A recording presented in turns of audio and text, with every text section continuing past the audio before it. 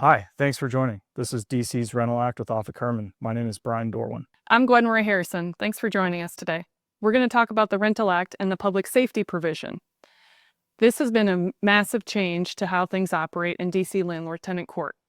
Prior to the passage of the Rental Act, all breach of lease cases were handled in a similar fashion, meaning a 30-day notice had to be issued by the landlord to the tenant explaining the type of violation that the tenant had engaged in and giving the tenant 30 days to cure that violation or move out.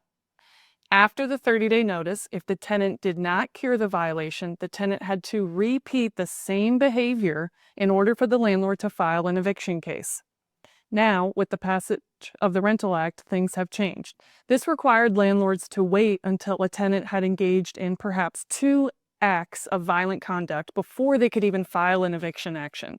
So let's say, for example, a tenant pulled a weapon on somebody or committed an assault on the property.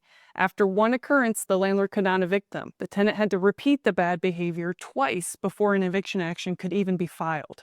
Now, things have changed. After the Rental Act's passage, landlords will only be required to issue a 10-day notice to vacate with no cure provision, provided that the conduct being complained of satisfies a pretty high standard, a dangerous crime or a crime of violence. Those are both defined terms in the DC Criminal Code. They relate to things like robbery, assault, aggravated assault, arson, and the list goes on.